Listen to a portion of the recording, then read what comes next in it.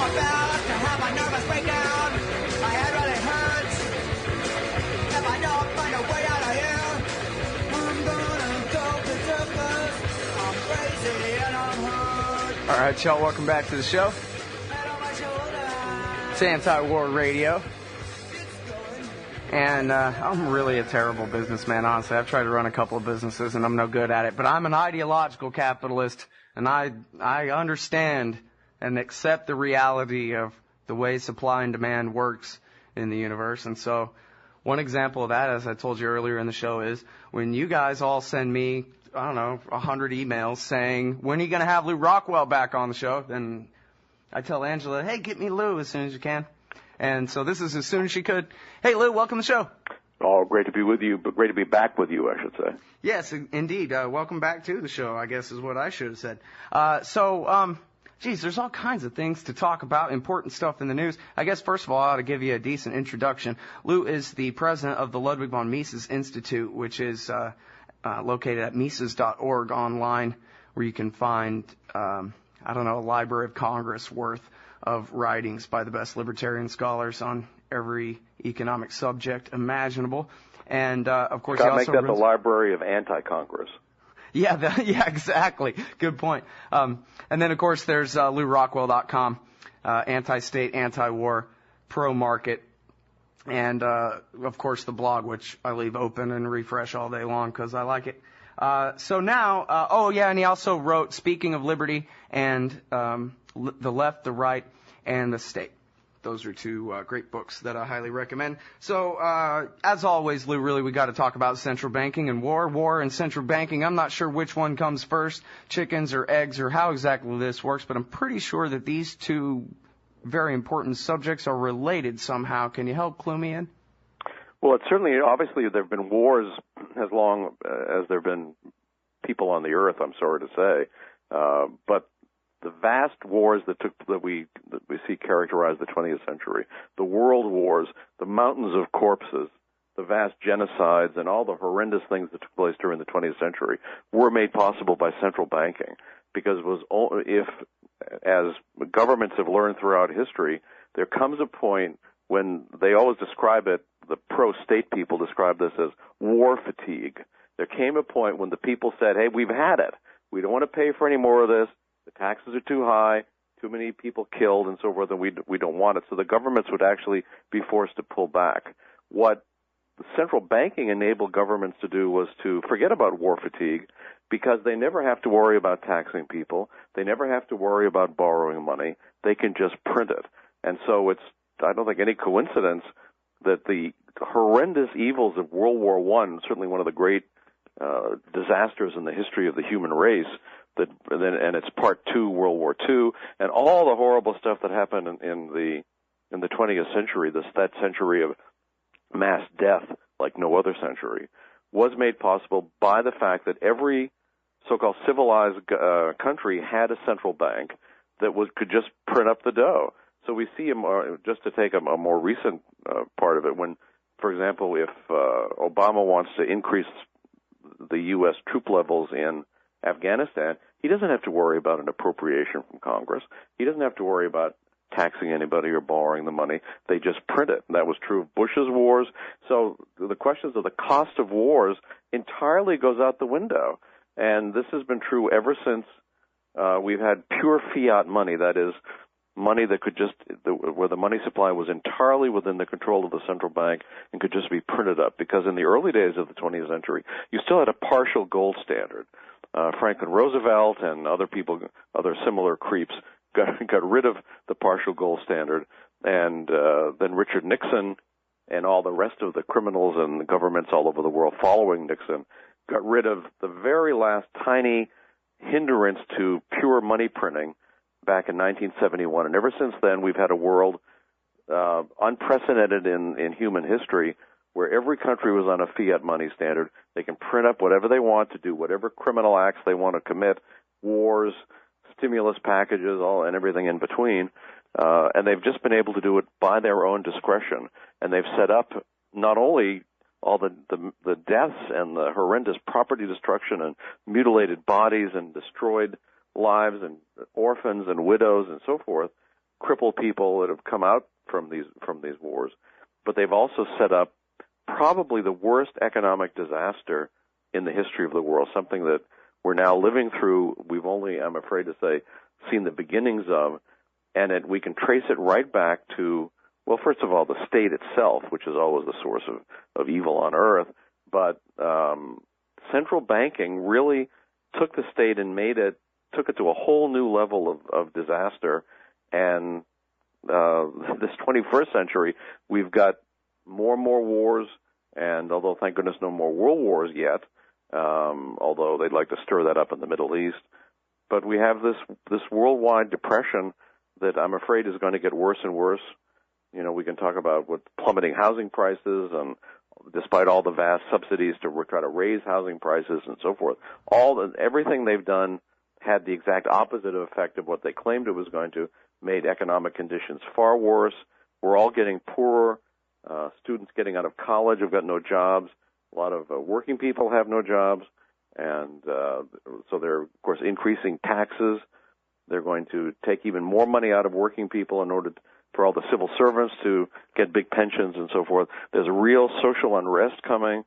There may even be food shortages in many countries of the world. So all the terrible things that are now happening and are going to be happening in economics and in mass wars, we can trace right back to that institution that Ben Bernanke is head of on Constitution Avenue in Washington, D.C., the Federal Reserve. Mm-hmm. All right. Now, I'm glad that you did bring up housing and the domestic economic crisis here. I mean, you know me, Lou, as an economist, I'm a great anti-war guy. And as a wise man once said about somebody else, I think.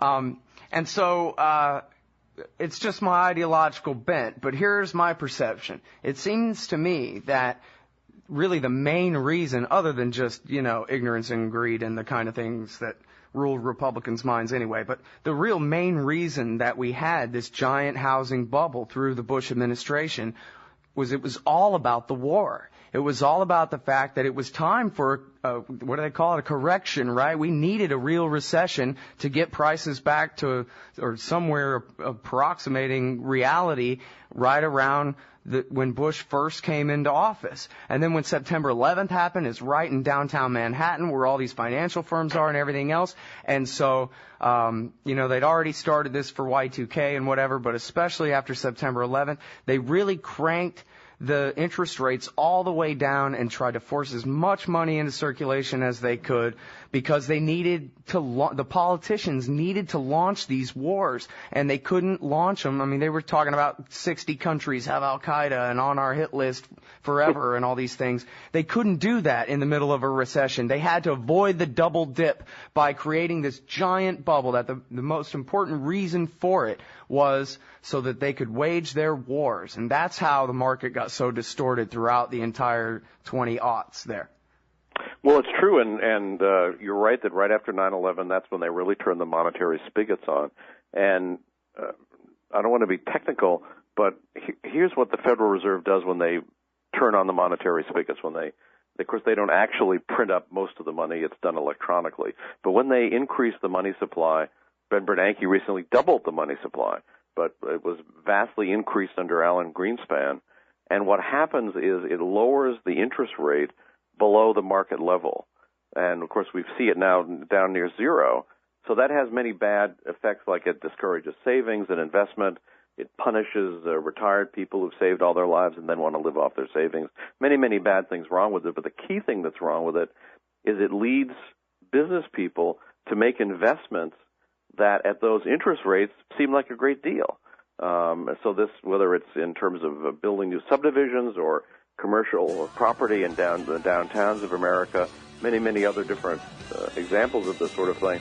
But they turn out to have been fooled. And these turn out to be money sinks, not money production, not economic production, but economic disaster. All right, now hold it right there, Lou. We're going to come back after this break and talk a little bit more about Austrian business cycle theory and war. Lew Rockwell, right after this, y'all. Shop at Amazon.lrn.fm, and a portion of Amazon's profits benefit the Liberty Radio Network. Amazon.lrn.fm.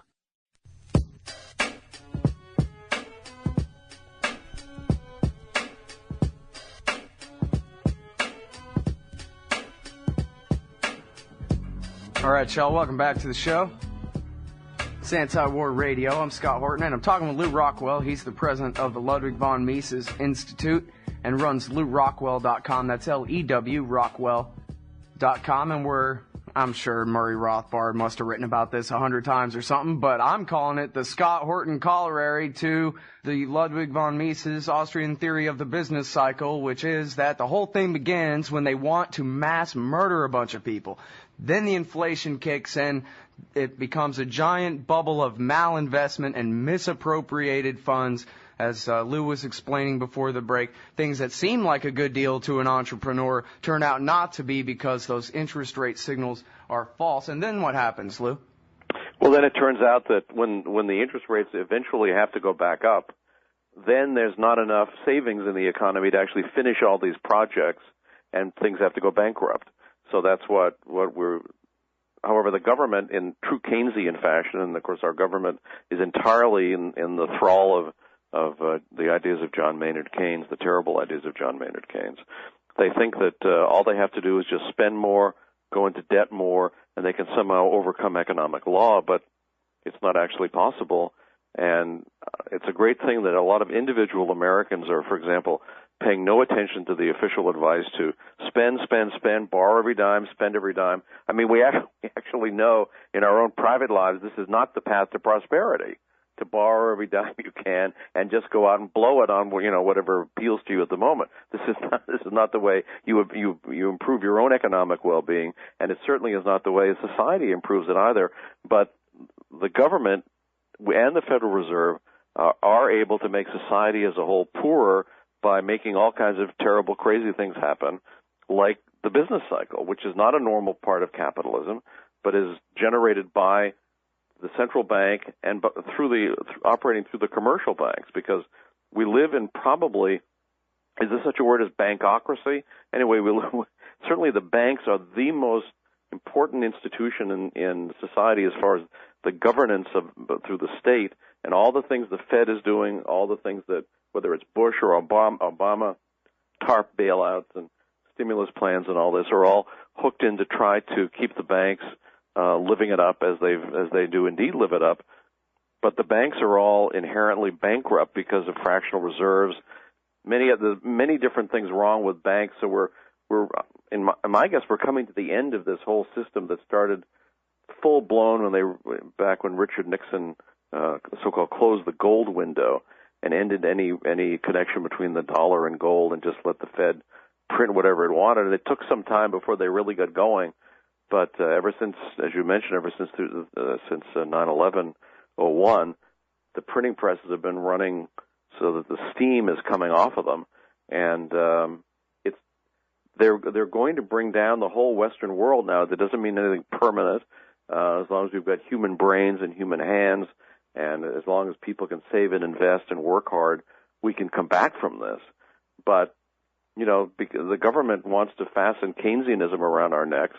And there are also too many people in the government, and certainly in the media and the academic world, who see war as an economic benefit. I mean, you still hear various boobs saying that World War II brought us out of the Great Depression, as if property destruction and mass death was an economic benefit. Now, of course, it's an economic benefit to the so-called merchants of death. I mean, the military-industrial complex, they're doing fine. But to society as a whole, it's very, very damaging. I always remember what Lew Lehrman, who at one time was a libertarian and ran for governor of New York, once said, if we actually believe that war is a good thing for the economy, but we want to be humanitarian, we don't want to kill anybody, he said what we ought to do, for example, is have Japan and the U.S. build the two most modern fleets we could even think of, equipped with every kind of modern radar, every kind of modern weapon, all the most advanced stuff, build these huge fleets, meet out in the middle of the Pacific, take all the sailors off, and sink the ships. So, right. you only have to think for